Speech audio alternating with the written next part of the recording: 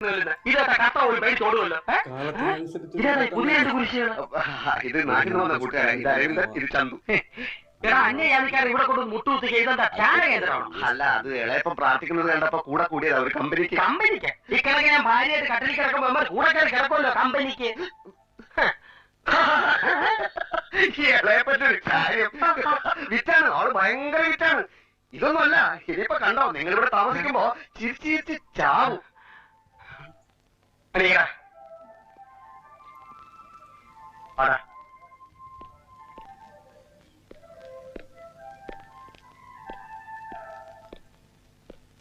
നീ എന്താ പറഞ്ഞേ?